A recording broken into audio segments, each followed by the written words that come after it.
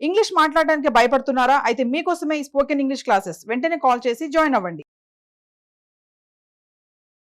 నమస్తే రమ్మగారు. నమస్తే జయ. రమ్మగారు కథ ఒకటి చెప్పండి.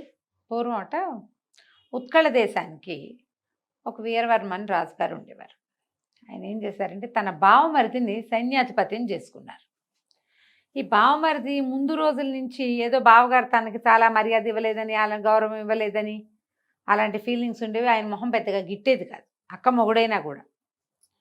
క్రమంగా ఈయనకంటే నేను తెలివైన వాడిని, ఈ రాజ్యాన్ని నేను పాలించాలి, ఈయన బాగా తెలివిగా లేడు, అలాంటి భావాలు కూడా వచ్చాయి. ప్రతి వాళ్ళు చుట్టుపక్కల, అతని చుట్టుపక్కల చేరిన వాళ్ళు ఏమంటారు, ఆహా రాజుగారి కంటే మీరే తెలివి ఎక్కువ, ఆయనకి అంత లేదు, మీకు చాలా ఉంది, ఇటు వస్తాయి కదా.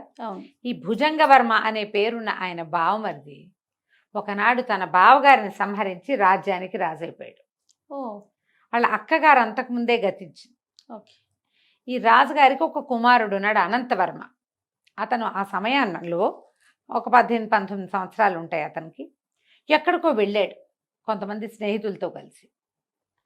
రాజకుమారుడు వచ్చే లోపల భుజంగవర్మ గారు రాజైపోయాడు. ఎప్పుడైతే ఈ వార్త బయటకు వచ్చేసింది, ఆయన రాజైపోయాడు, ఈ రాజు అంత్యక్రియలు చేసేశారు, ఏం లేదు ఇంక ఇక్కడ రాజకుమారుడు దొరికి చంపేస్తారు ఎప్పుడో ఒకప్పుడు.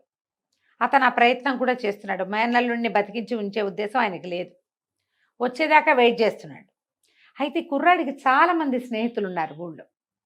వీళ్ళు ఉత్తరాలు రాసి అంచెల మీద కబుర్లు పెట్టి, నువ్వు రావద్దు, నిన్ను చంపేస్తారు, సమయం కోసం వేచి ఉండు, నువ్వు ఇంకా కుర్రాడివి కాబట్టి అని వార్తలు పంపారు. ఇతనికి కూడా ఏదో చేసేసేయాలని లేదు, అంత వయసు కూడా లేదు. ఇక ఊళ్ళోకి వెళ్ళాల అంటే నగరంలోకి వెళ్ళకుండా యువతల, నగరానికి యువతలు ఉన్న 1-2 గ్రామాల్లో ఏదో ఆశ్రయం చూసుకున్నాడు. పెద్దగా తిండి తిప్పలకి కుదరటల్లా, ఏదో తన దగ్గర సొమ్మున్నన్నాళ్ళు నడిచింది. తర్వాత ఎప్పుడు డబ్బు ఏదైనా పని చేసి డబ్బులు దొరికితే దొరికినట్టు, లేకపోతే కాయా కసరు తింటూ కాలక్షేపం చేస్తున్నాడు. నగరం నుంచి ఏదైనా సహాయం వచ్చేదాకా ఇతను ఇక్కడే ఉండాలి. ఒకనాడు ఏమైంది, ముందు రోజు ఏదో తిన్నాడు, ఊరి బయట అడవిలో బాగా వెలగపళ్ళు, నేరేడు పళ్ళు అవి ఉన్నాయని వార్తుండి కొన్ని పళ్ళు కోసుకుందామని, అవి నిలవ కూడా పెట్టుకోవచ్చు, వెళ్ళాడు. ఈ అడవిలోకి వెళ్ళి ఓ చెట్టు ఎక్కి దిగుతుంటే దానికి గుర్రపు డెక్కల చప్పుడు వినపడింది. చెట్టు మీదే ఆగిపోయాడు. ఇంచుమించు ఒక 30-40 గుర్రాలు వచ్చినాయి ఒకేసారి. ఈ వచ్చిన వాళ్ళందరూ ఎట్టా ఉన్నారు, ఒక్కొక్కడు మంచి బ్రహ్మాండంగా ఉన్నారు, దారి దోపిడీ వాళ్ళలాగా కనపడుతున్నారు. తను చూస్తూ ఉండగానే ఆ చెట్టు, తను ఏ చెట్టు పక్కన ఉన్నాడో ఆ చెట్టు మీద ఉన్నాడో ఆ చెట్టు పక్క నుంచి నడిచి, అసలు అక్కడ ఏమీ ఉన్నట్టేం కనిపించట్లా, ఏదో ఎండుటాకులు అవి ఉన్నాయి. వాళ్ళ ఆ ఎండుటాకులన్నీ తోస్తే అక్కడ ఒక గుహ లాంటిది ఏదో కనపడుతుంది, చిన్నది ఇట్లా. ఆ తలుపు తీశారు, రాయి అడ్డం పెట్టింది, రాయి తీశారు, లోపలికి దిగుతున్నారు. కనపడింది అతనికి. దిగి మెల్లిగా లోపలికి వెళ్ళిపోయారు వాళ్ళు. ఇతను ఆ పైనే నుంచుని చూస్తున్నాడు. ఒక్కొక్కళ్ళు మూటలు మోసుకుని లోపలికి దిగుతున్నారు 40 మంది.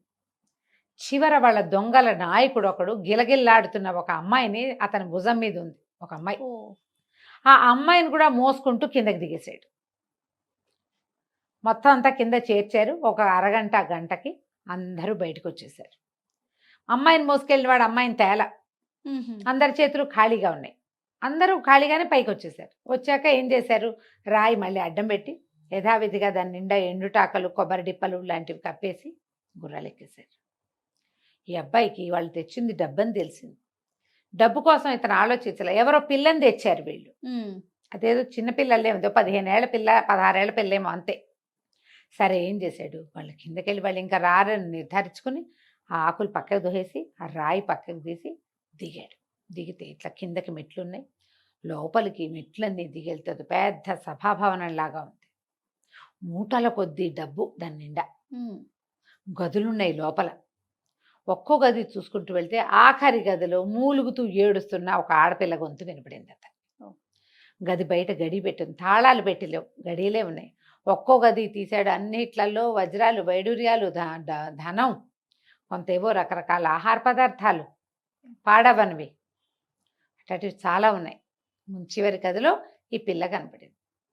తీరా ఇతను లోపలికి వెళ్ళి ఆ తలుపు తీసి ఆ నోటి కట్లు ఇప్పేసరికల్లా అతను గుర్తుపెట్టాడు, అమ్మాయి ఎవరో కాదు, తన తండ్రిని చంపిన దుర్జయవర్మ ఉన్నాడు కదా ఆ రాజుగారు, భుజంగవర్మ, అతని కూతురు. రాజకుమార్తె, ఇప్పుడు ప్రస్తుతం రాజు హేమలత ఆ పిల్ల పేరు. ఆ పిల్లగా బుక్కుని ఇతను కాళ్ళు పట్టుకుంది, మీరు ఎవరు, నన్ను రక్షించండి ప్లీజ్, వీళ్ళు కాళికాదేవికి బలి ఇవ్వడానికి నన్ను తెచ్చారు దొంగలు వీళ్ళు, నన్ను రక్షించండి, నేను భుజంగవర్మ గారి అమ్మాయిని. తనకు తెలుసు ఒళ్ళు మంటగా ఉంది, మా నాన్నని చంపిన వాడికి కూతుర్ని నేను రక్షించాలా అని ఒక పాయింట్. పాపం చిన్నపిల్ల, అందులో ఆ మేనమావ కూతురు, ఇది బలైపోతుంది వృధాగా. సరే ఏం చేశాడు, వచ్చేసేయి నాతోటని బయటికి తీసుకొచ్చేసాడు. తలుపు గడి పెట్టేసి ఈ పిల్లని బయటికి తీసుకొచ్చేసి మళ్ళీ యథావిధిగా కప్పేశాడు. రూపాయి దేల అక్కడి నుంచి పిల్లని మాత్రం తీసుకొచ్చేసాడు. దొంగ సొమ్ము అది మనకెందుకు అనుకున్నాడు. ఇంటికి తీసుకొచ్చి ఇతని అడవి పక్కన నగరానికి అవతలగా ఉన్న ఒక పల్లెలో ఉంటున్నాడు. ఆ పల్లెలో ఒక బ్రాహ్మల ఇంట్లో ఇతను ఉన్నాడు. ఈ అబ్బాయి రాజుల అబ్బాయిని వాళ్ళకి తెలుసు, రాజకుమారుడు అని తెలీదు. ఎవరో రాజుగారు అబ్బాయి బతికి చెడి తలదాచుకుంటున్నాడు. తీసుకెళ్ళి వాళ్ళ ఇంట్లో పెట్టాడు. వాళ్ళకి డౌట్ వచ్చింది, పెళ్ళి ఏమిటి ఇంత మంచి బట్టలు వేసుకుని ఇంత బాగుంది ఏమిట్రా అని. మర్నాడు ఏం చెప్పాడంటే, ఏమన్నా తినడానికి తెస్తానమ్మాయి, నువ్వు ఇక్కడే ఉండు, జాగ్రత్తగా ఉండు అని వెళ్ళిపోయాడు. ఈ పిల్లకి వీడిని చూసిన దగ్గర నుంచి వీడిని పెళ్లి చేసుకుందామని పుట్టింది. ఈ లోపల ఏమైంది, రాజుగారి అమ్మాయిని ఎవరో ఎత్తుపోయారు. రాజుగారి పిల్లని వెనక్కి తెచ్చిచ్చిన వాడికే ఇచ్చి పెళ్లి చేస్తామని ఊరంతా టంకేశారు. ఈ ఇంట్లో బ్రాహ్మల ఇంట్లో ఒక తల్లి కొడుకు ఉన్నారు. ఆ కుమారుడి పేరు అన్నం భొట్లు. ఆ అన్నం భట్లకి ఏమనిపించింది, ఈ పిల్ల రాజకుమార్తె డెఫినెట్గా, ఈ అబ్బాయే దాన్ని తీసుకొచ్చాడు. వాళ్ళ అమ్మకి చెప్పాడు, అమ్మ నీ పుణ్యం ఉంటుందే, చక్కగా ఉంది, నాకెవరు పిల్లని ఎవరైనా రోజు తిడతావు, తీసుకెళ్ళి అప్పచెప్దాం. ఈ అమ్మాయి కనుక రాజకుమార్తె అయిందనుకో, రాజకుమార్తె నుంచి పెళ్లి చేస్తారు ఎంచక్క అని తల్లిని బతిమలాడుతున్నాడు. ఈ అమ్మాయికి అర్థమైంది తనని దింపడానికి వెళ్తారు వీళ్ళని. సాయంత్రం అతను పళ్ళు గిళ్ళు కాయలు మోసుకొని వచ్చేసరికల్లా ఈ అన్నం భట్లు అటకాయించాడు. ఈ అమ్మాయి రాజకుమార్తె కదా, రాజుగారికి అప్పచెప్పడానికి తీసుకెళ్ళిపోతున్నాం మేమని. ఇతను అన్నాడు, సరే తీసుకోండి అని. అమ్మాయికి చెప్పాడు, అమ్మాయి వీళ్ళతో పట్టు వెళ్ళిపో. అతనికి వాళ్ళకి ఎదురుపడడం ఇష్టం లేదు, తను ఊళ్ళోకి వెళ్తే తన్ని పట్టేస్తారు. అవును, ఏం చేస్తారు, అందుకని అన్నం భట్లతో వెళ్ళిపో, వాళ్ళు నిన్ను దింపేస్తారు అని అన్నం భట్లకి ఏం చెప్పారు, అడవిలో ఏదో గుహలో ఈ అమ్మాయి దొరికింది, ఎవరో కాళికాదేవికి బలి ఇవ్వటానికి ఇక్కడ పెట్టారని కనపడి నేను తీసుకొచ్చానని చెప్పుకో, వాళ్ళు ఇచ్చిన బహుమతి ఏదో నువ్వు తీసుకో, ఇన్నాళ్ళు నాకు ఆశ్రయం ఇచ్చారు మీరు, అప్పుడేం డబ్బులు తీసుకునే రోజులు కాదు. వాళ్ళ ఇంట్లో వెనకాల ఉన్న వరండాలో 2 గదుల్లో ఉంటున్నాడు ఈ అబ్బాయి. ఎప్పుడైనా కలిగితే వాళ్ళే అన్నం పెట్టారు కూడా ఇతనికి, మీరు సంపాదించుకోండి, మీకు ఏది వస్తే అది తీసుకోండి, పిల్లని సేఫ్గా తీసుకెళ్ళి అప్పచెప్పండి అన్నాడు. ఈ అన్నం భట్లు రాజకుమార్తెని వెంటబెట్టి తీసుకుపోయి రాజుగారికి అప్పచెప్పాడు. నేను మామూలుగా కాదండి, 500 మంది దొంగల్ని సొరకాయలు నరికినట్టు నరికేసి మీ అమ్మాయిని రక్షించాను, ఇదిగో నాకు బహుమతి ఇవ్వండి అన్నాడు. అనేసరికల్లా వాళ్ళు చాలా సంతోషించి అందరూ పొట్ట చెక్కలు అయ్యేలాగా నవ్వి, ఇతను చూస్తే గుండు పిలక స్థూలకాయం, వీడి వల్ల ఏమవుతుంది, ఎవరినైనా కొట్టడం వాళ్ళకే తెలుసు, శ్రోత్రియ బ్రాహ్మడు ఇతనేం చేయలేడు, ఏదో చెప్తున్నాడని విన్నారు. చెవులకు రత్నకుండలాలు వేయించి చక్క బంగారు జరి పని చేసిన శాలువా గప్పి 1000 వరహాలు చేతిలో పెట్టి వెళ్ళండి బాబు అనేసరికల్లా, అదేమిటి మీరు టంకేయించారు కదా రాజకుమార్తెనిచ్చి వివాహం చేస్తామని అంటే, ఆయన రాజుగారు మళ్ళీ నవ్వాడు. వివాహాన్ని ఏముందిలేండి, ఒక అగ్రహారం ఇస్తాను, వెళ్ళిరండి, ముహూర్తం పెట్టుకురండి, మూఢం వెళ్ళాక మీరు వస్తే గనక మీకు అగ్రహారం ఇస్తాను అనేసరికల్లా, మూఢం వెళ్ళాక రండి అన్న పాయింట్ పట్టుకున్నాడు. మూఢం వెళ్ళాక దేనికి వస్తారు, పెళ్ళికే కాదు అగ్రహారం కూడా ఇస్తారనుకుని ఆ వార్తలు పుచ్చుకుని వాళ్ళు ఇచ్చిన వస్తువులన్నీ పట్టుకుని వాళ్ళు బండి ఇస్తే ఆ బండి ఎక్కి అన్నం భట్లు ఇంటికి వచ్చేసాడు. వచ్చాక వాళ్ళ అమ్మకి చెప్పాడు, అమ్మ మూఢం వెళ్ళాక నువ్వు రాజుగారి వియపురాలు అయిపోతావే అంటే, ఆవిడని బోందా అట్లాంటివేం అవవు, ఆ రాజుల అబ్బాయిని పెళ్లి చేసుకుంటుంది ఆ రాజకుమార్తె, ఆ పిల్ల వెళ్ళేటప్పుడే చెప్పెళ్ళింది, అదేం జరిగే పని కాదు, అగ్రహారం ఇస్తామన్నారు పుచ్చుకోరా, నీకు ఇప్పటికే చాలా దక్కే, ఈ 1000 వరహాలతో మనం 4 తరాల పాటు తిని బతకచ్చు, అగ్రహారం ఇస్తే మరీ హాయి, జీవితం బాగుంటుంది, శుభ్రంగా నీకు ఎవరో ఒకళ్ళు పిల్లనిస్తారా, రాజులమ్మాయి ఎందుకు నీకు, ఆ కుర్రాడు పెళ్లి చేసుకుంటాడు, నీకు ఇది వద్దాను. అయినా సరే వాడు వినలా, ఏమైనా సరే వాడికి ఇది పెళ్లి చేసేసుకోవాలని ఉంది. సరే ఇట 2 రోజులు గడిచింది. ఈ లోపల ఏమైంది, ఆ రాజకుమార్తె ఏం చెప్పింది, కాదు నాన్న, ఈ బ్రాహ్మణ అబ్బాయి నన్ను రక్షించలే, అడవిలో నన్ను ఒక గుహలో లాంటి దాంట్లో బంధించారు, ఒక రాజకుమారుడు ఈ బ్రాహ్మణ ఇంట్లో ఉన్నాడు, ఖచ్చితంగా అతను ఏదో పెద్ద వంశంలో పుట్టినవాడే. అతను రక్షించాడు. అతన్ని నేను చెట్టు మీద నుంచి చూశానని నన్ను రక్షించి ఆ మొత్తం గుహల నిండా బంగారం వెండి సామాన్లు ఉంటే ఒక్క కాసు కూడా తీసుకోలే. కేవలం నన్ను రక్షించడానికే వచ్చాడు. దొంగ సొమ్ము అంటుకొని వాడు రాజు నన్ను రక్షించాడు, నన్ను బయటికి తీసుకొచ్చాడు, వీళ్ళ ఇంట్లో ఉంచాడు, తనతో ఉంచుకోలేదు, బ్రాహ్మణ ఇంట్లో అట్టెపెట్టాడు నన్ను. రెండో రోజు వాళ్ళ అబ్బాయితోటి పంపించాడు, నేను అతన్నే పెళ్లి చేసుకుంటా, అతను ఎక్కడున్నా నువ్వు రప్పించు అనగానే ఏమైంది, సరే భటులు ఏం చేశారు, వాళ్ళ ఇంటికి వెళ్ళారు. ఇంటికి వెళ్ళేసరికల్లా వాళ్ళని అడిగారు, ఈ అమ్మాయి మీ ఇంట్లో ఒక రాజకుమారుడు ఉండాలి, ఒక రాజుల అబ్బాయి ఉండాలి కదా, ఆ అబ్బాయి ఏడి అని అడిగేసరికల్లా అన్నం భట్లకి ఏం భయం వేసింది, వీడిని గనక పంపిస్తే విషయం తెలిసిపోతుంది కదా. ఈ అన్నం భట్లు తల్లి మాట్లాడుకున్నారు కదా ముందు, ఆ అమ్మాయి ఈ పిల్లనే వీడే నన్ను తీసుకొచ్చాడని చెప్పకుండా చెప్తుంది, వాళ్ళ జాతివాడు కాబట్టి వాడినే పెళ్లి చేసుకుంటుంది, ఈసారి నువ్వు వెళ్తే పహరా వాళ్ళతో నిన్ను గెంటిస్తారు పిచ్చి వెధవా అని తిట్టింది వాళ్ళమ్మ. ఇప్పుడు ఈ రాజకుమారుడిని మాయం చేయాలంటే ఏం చేయాలి, అమ్మ ఓ పని చేద్దామే, వీడిని చంపేద్దాం అని చెప్పి రాత్రి నిద్రపోతున్న రాజకుమారుడిని తల్లి కొడుకు ఇద్దరు కలిసి నూతిలో పడేశారు.